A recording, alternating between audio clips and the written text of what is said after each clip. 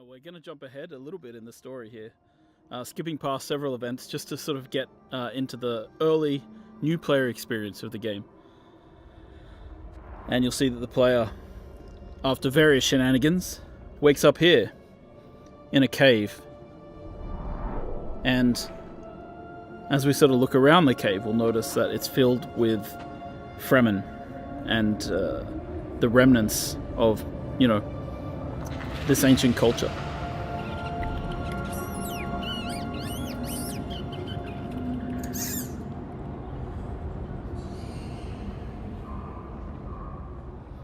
So now as the player takes their first steps in the world, they're really here amongst the dead. And so the first question they should be asking is, what happened here? Who are these people? And, this is just a place where we give players a little bit of time to adjust their settings, get a feel for the movement keys, and then move forward into the cave. And they'll stumble upon their first major interaction point, which is the Frem kit. The Frem kit in our game serves as both a backpack for the player, of course, but also really a guide. The Fremen used to pack these with interesting objects that they could use to survive in the desert, and it's no different from the player. So here they begin their first crafting experience, crafting a small scrap knife out of metal that was in the Frem kit.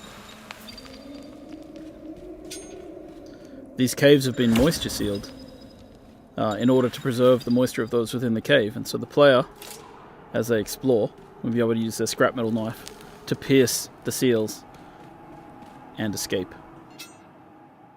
So really this entire area, built using Unreal Engine 5, is just to sort of get the player and ease them into the path. A lot of survival games have very abrupt, very harsh beginnings, and we tried to, make the experience of joining Dune Awakening just a little easier, just give people a little bit of a feel for the world before we really toss them out into the harshness that is the desert of Arrakis. So here we've crafted a heal kit, and we're going to use that to heal our character. And once we're healed, you'll see that our stamina bar in the bottom left appears.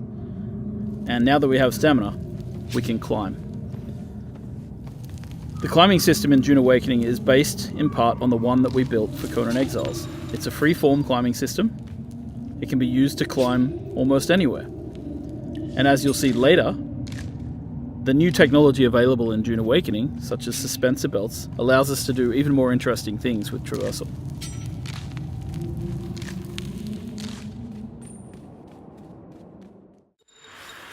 So once we've finished that first little section, we're jumping ahead, we're going straight into the harsh real world of Arrakis. And here are your first steps on Arrakis.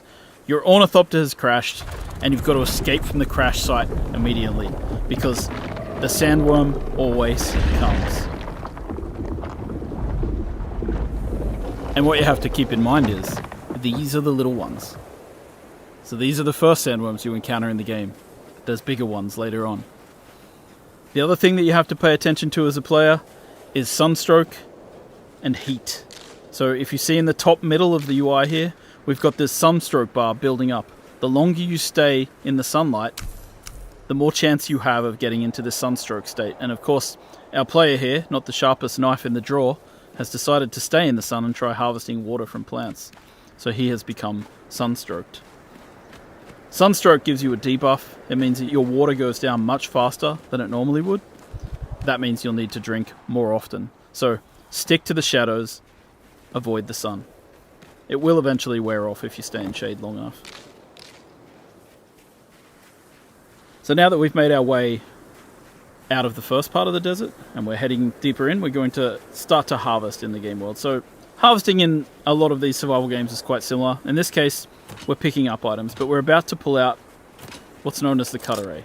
And what we do with the cut array is we analyze structures to find their weak points, and then we cut along those lines to break open the structures and gain the resources inside. This is like mining. We apply it both to rocks, we apply it to metals in the game world. And at the start of the game as a player, you'll just be scrounging around, picking up, finding structural weak points in rocks that you can harvest, breaking them apart, and taking those pieces with you. Now we've jumped ahead a little bit, and we see that the player is starting to be affected by the spice in the air. And this means that players need to get somewhere safe, in shelter, before the spice overwhelms them. and overwhelms their senses. And this is another large part of the game. We're not going to show too much of it today, but spice is a very important part. With the world broken apart by the War of Assassins, there are NPC bases scattered all over Arrakis. We're switching to a different character now, one who's slightly more advanced, and he's using his binoculars to mark an NPC outpost. We're going to mark that. That marker will then appear on our compass, and you're able to approach them in any way you like. In this case, our character uses a Shiga claw combined with a suspensor belt to get up to high ground and approach the enemy base from above. Kind of one of the interesting things about Dune Awakening is just how you can combine the different abilities. And this is how traversal really plays into the game. Like, you end up being able to attack these bases from any angle that you'd like. Now, our player is going to craft the first gun in the game, known as a mauler pistol, which translates to, the basic kind of weapon in the game. As you may know, in Dune, bullets are not the preferred type of ammunition. Instead, it's darts, which are fired at a slower rate in order to try and attempt to pierce shields. Now, this early in the game, enemies don't really have shields, so the player is going to sneak into the base from above and use a combination of their early abilities. In this case, dropping out a grenade, then sneaking around the corner, and beginning to get into NPCs head-on. Now, troopers are the basic shock troops of the universe, and their ability trees reflect that. Grenades, Shiga claws for moving around, and of course, they're able to take down people with headshots. You can see how suspensor belts really allow you to change your approach to combat.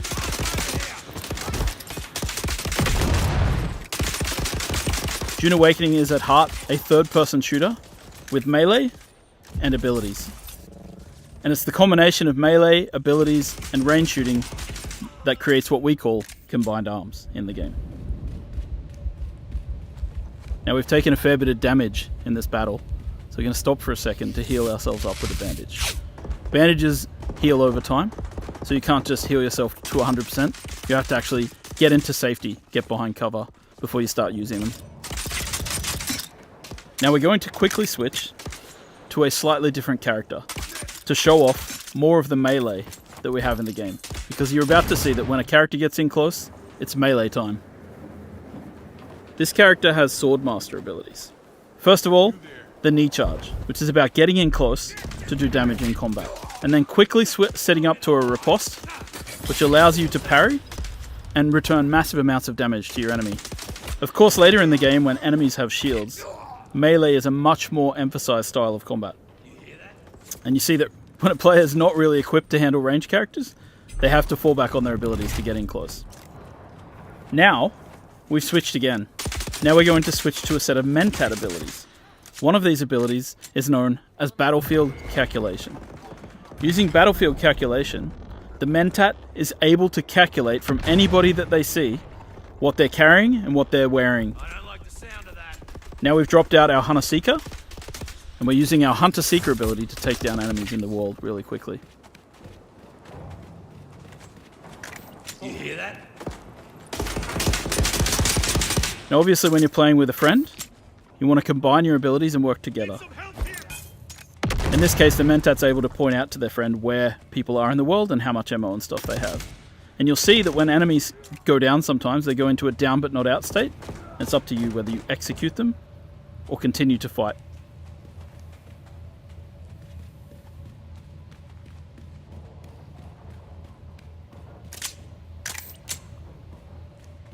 After a quick reload, it's back into the battle, with our friend coming from above and throwing out one more grenade.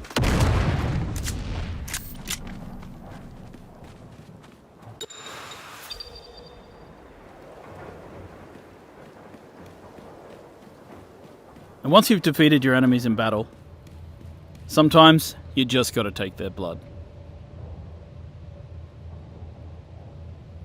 In order to get water, the player's going to have to craft themselves this blood sack and this blood extractor and use it to harvest blood from their fallen enemies. Now, in our game, it's not always a good thing to just take blood from people. It's potentially bad and can only be used for certain things.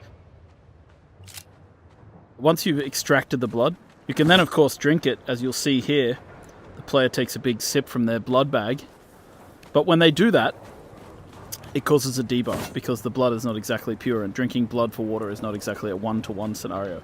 So you'll see that our health bar got shorter while our water bar went up. And so being a blood drinker is not always looked upon in the right way. Of course, once you've played the game for a little while, you'll start wanting to build your own base. And the first part of that is placing down what we call a sub-fief console. A sub-fief console allows you to claim a small part of Arrakis as your own, but it does in turn mean that you'll start to owe taxes to the Emperor. So here we are with our building system, and you can see that we have two types of building here. We have the holograms, which show in the beginning. I call them solido projections internally. And we have the way that you fill in, which is by holding down the mouse button in this case.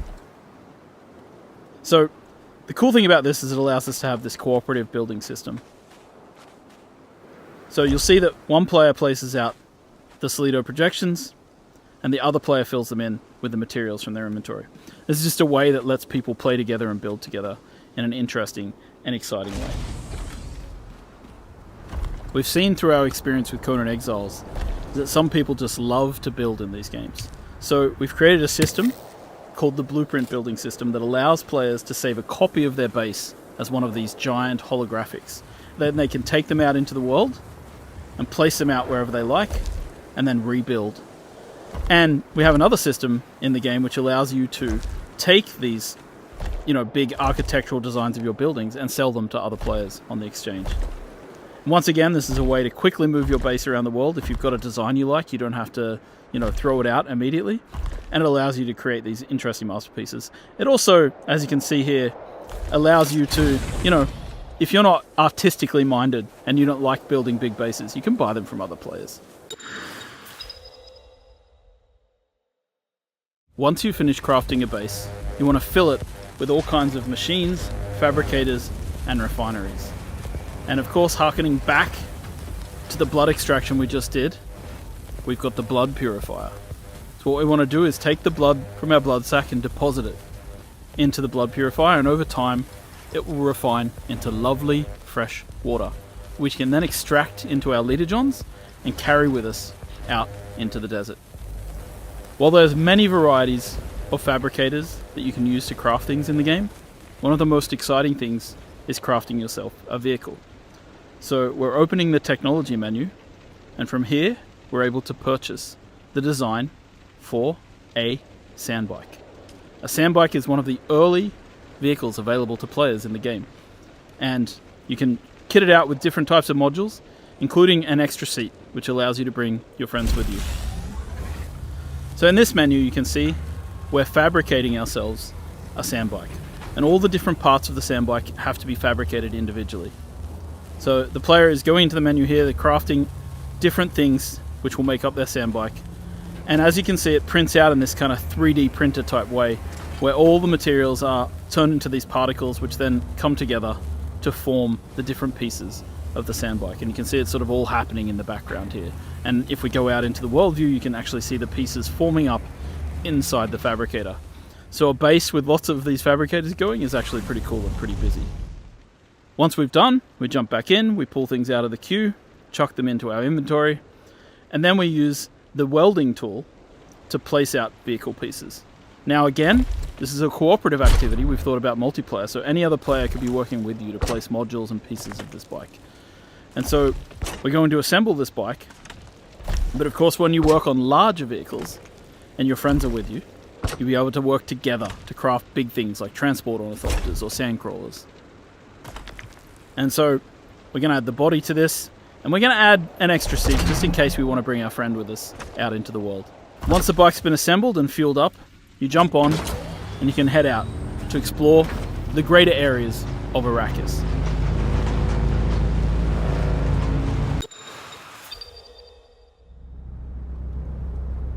Heading out into the world to explore can be a dangerous experience. And as you explore the universe, you'll find certain dynamic events will occur. In this case, the War of Assassins has claimed a new victim, a ship which falls from the sky, spilling its loot all over the sand. So we head out there to see what we can get, to harvest and gather as much as we can. Of course, the problem is this is extremely visible to everybody in the nearby area. So people will be able to see this. And so in a PvP area, you might suddenly find yourself coming into competition with other players. In a PvE area, you might just find other people competing with you to get to the loot first.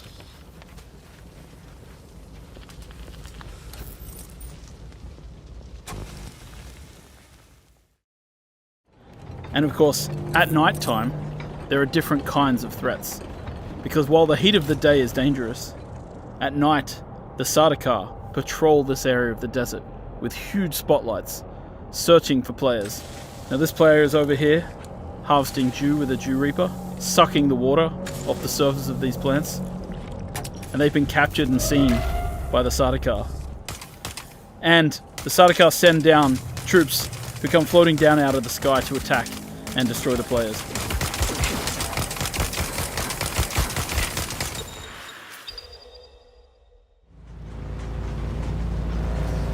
Now, of course, as mentioned, traveling on the surface at any time risks drawing a sandworm. But there are certain things which we've created to draw players out of their comfort zones. So in this case, there's a special type of sand here on the surface, known as flower sand. Flower sand, according to the books, is the softest kind of sand, and players can use it to refine it into a variety of different materials that they need for crafting. So you want to come out into the desert and you want to try and find flower sand, but you have to be wary and pay attention, because as you harvest, you risk drawing the attention of the sandworm.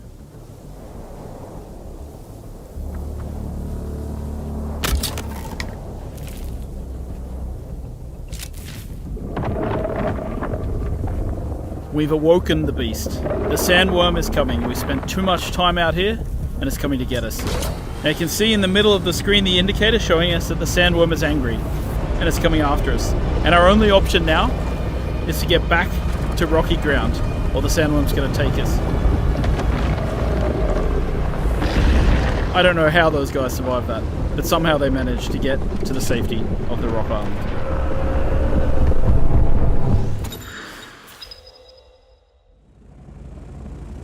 Once you've crafted your first ornithopter, you'll be able to take to the air and your entire perspective of the world shifts. From here, it'll make traversing the world a lot safer because you can avoid the sandworms. It'll also help you to go out into the larger world of Arrakis. Here we are in the overland map, and we're going to make our way south until we find the place known as Harko Village. Harko Village is the current seat of the Harkonnen, after their city, Carthag, was destroyed in a nuclear explosion during the War of Assassins. There's more details like that in the lore of the game for players to discover and explore. So we're going to land at Harko, and we're going to explore the social space. Once you arrive in Harko Village, you'll be able to meet up with other players, interact with them, trade, and create guilds. The game has a variety of social interaction mechanics, from emotes to grouping to a chat. Throughout Harko Village, you'll also interact with story characters, follow the main story. You'll be able to meet vendors who will sell you exotic items. They let you live. That is interesting. You'll be able to get a feel for how the factions are viewed in the world, and of course, you'll be able to swear allegiance to one of the major factions, the Harkonnen or the Atreides. Swear your guild's allegiance and begin to take part in the politics of the Imperium.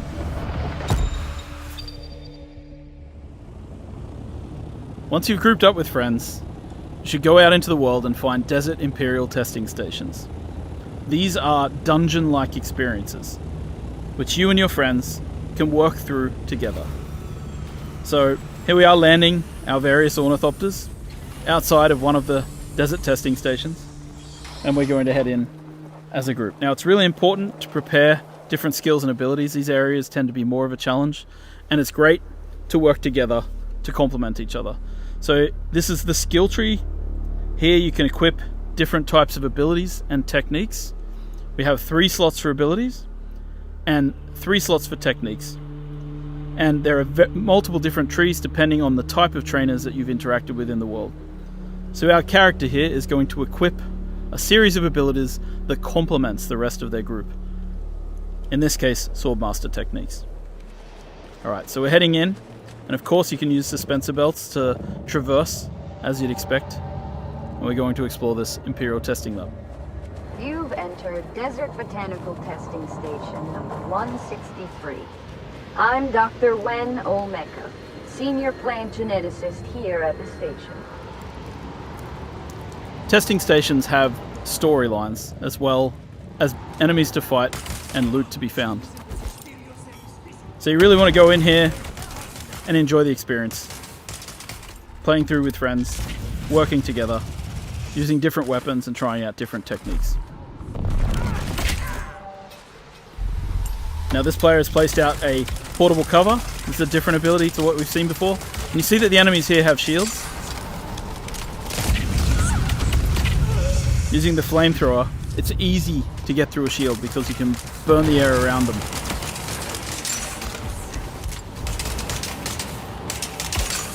Now, of course, our characters are a little higher level than they were in the start of this video.